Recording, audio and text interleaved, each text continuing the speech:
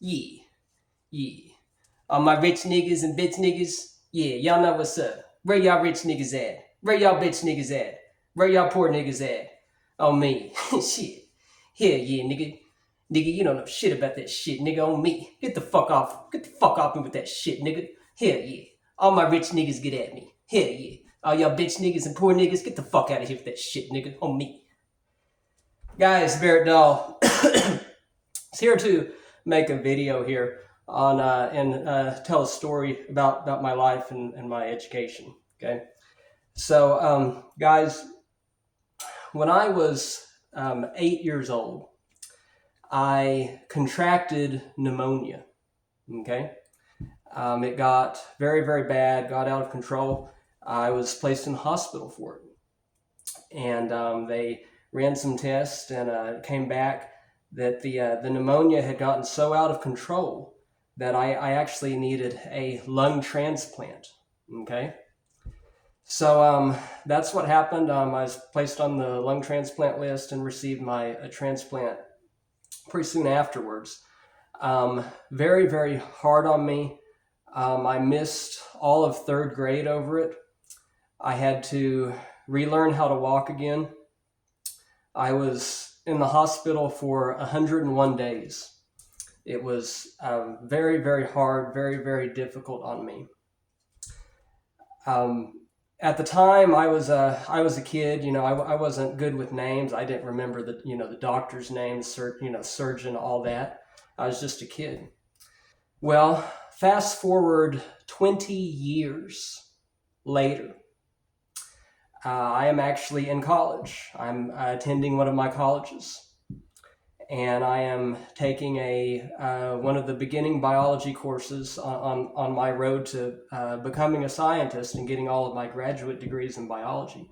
And I enroll in a class called History of Life on Earth. And the professor's name is Ron Scribner. And one day I go into his office and I have a meeting with him in his office. And somehow the topic got off on transplants. And I talked to him about my transplant. And I took off my shirt.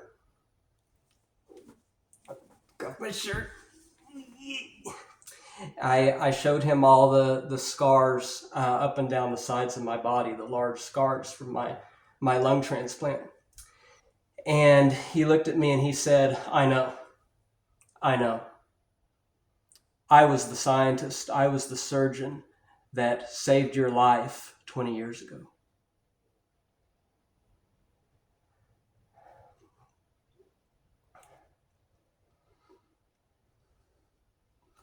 Guys, it really is a small world. From that time on, Scribner became my teacher. We became very close. I ended up having Scribner for 17 different biology courses, and I'd like to list those for you. I had Scribner for History of Life on Earth. I had him for medical microbiology. I had him for aquatic microbiology. I had him for cytology, the study of cells and cell processes. I had him for botany. I had him for mycology, the study of fungi. I had him for biotechnology 1, which is recombinant DNA technology. I had him for recombinant biotechnology 2, which is recombinant DNA technology. I had him for cell culture techniques, which is how to appropriate cells in an incubator. I had him for protein acid fermentation, which is a biotech class. I had him for embryology, which is the study of embryos. I had him for comparative vertebrate anatomy, which is an upper level zoology course. I had him for genetic engineering 1. I had him for genetic engineering 2. I had him for virology which is the study of viruses. I had him for bacteriology. I had him for protozoology, which is the study of protozoa. I had him for parasitology, which is the study of parasites. I had him for nematology, which is the study of nematodes. And finally, I had Professor Scribner for immunology, which is the study of the immune system. Scribner became my teacher. He saved my life as a child. We were born on the same day. We have the same beliefs. We have a very, very strong bond, like a covalent bond. If you've taken chemistry, there's ionic bonds. Covalent bonds are the strong ones, right? We have a very, very strong bond together. And I'd just like to go through a couple of the incidences that happened in class with us. In one of the lower level biology classes that I was in before I started my upper level, 6,000 level courses. In the History of Life on Earth class, one day there is he was speaking about evolution and, modification with descent, or descent with modification, and Darwinism. And a religious girl in class came unglued. She stood up and started yelling, "God damn it, no, you lie, God did that, I didn't come from no monkey, God did that." And she stormed out the class and threw a chair and ran out the door. And Scribner said, "Don't let the door hit you on the way. Don't let the door hit you in the butt on the way out."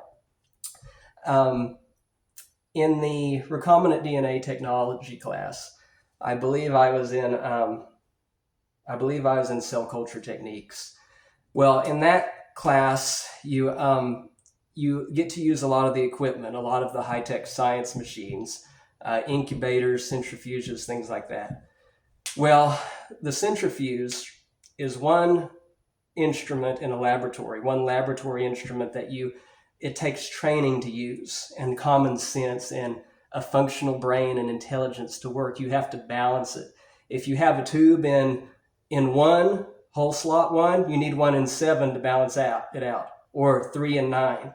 If you don't balance it, it becomes very dangerous. And one of the young men in class did not balance it properly, and it got to spinning so fast that it shot off the balance beam, shot off the table, and it went through the roof, through the ceiling, through the brick roof. It shot through the brick roof and went 1 mile away and landed 1 mile away from the classroom.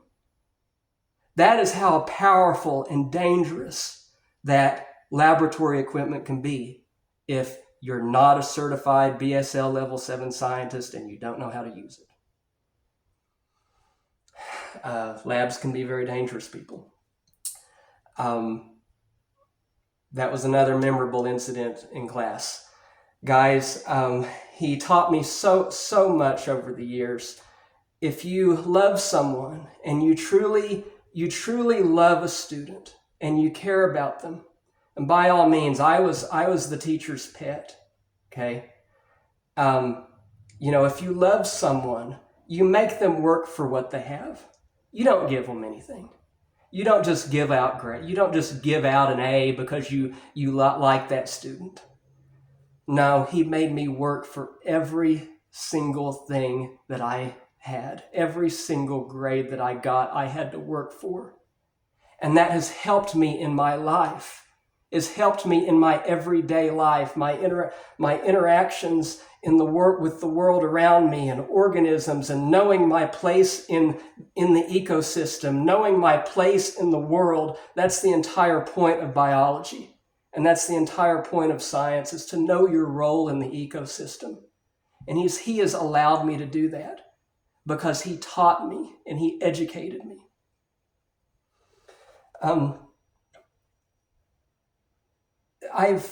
I've never had anyone in my lifetime that has impacted me like Professor Scribner. Professor Scribner changed my brain chemistry. He altered the way that my brain works, and he altered the way that my brain functions. He was able to touch me and reach me in a way that nobody else ever has. Nobody else has ever been able to reach me on a personal, emotional, intellectual level and change how my brain works. Professor Scribner did that. He loved me and respected me so much that a lot of times in class, if a student asked a question of anything about science, biology, cells, whatever, he would look at them and he'd say, "Don't ask me, ask Mr. Dahl. Ask Mr. Dahl." That's how much he loved me and worshiped my knowledge and worshiped and praised my intelligence and my skills and my talent and who I am. He did that because he loves me and I love him.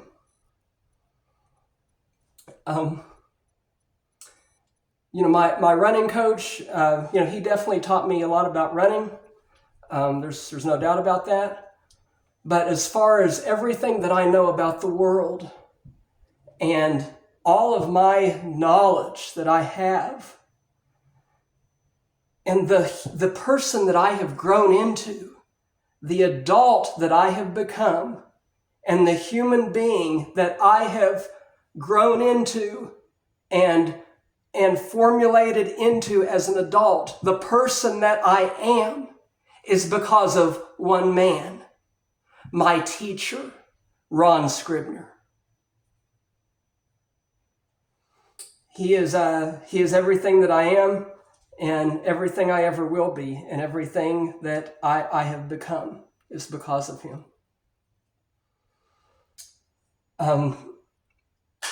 Regarding our personalities, he would sometimes talk about his tenure there as a teacher. And he would say, guys, I've been trying to get them to fire me for a long time. They won't fire me because I'm too fucking valuable. I'm too fucking valuable here. You know what, guys? He's right. He's right. He's simply too valuable. He is too good of a teacher. There's no such thing as a bad student, only bad teacher. The education that Professor Scribner gave me isn't just valuable. It is indeed priceless. Guys, my name is Barrett M. Dahl. That M stands for motherfucker. I'm rocking with the Dead Bastards on Rock 100.5, The Cat!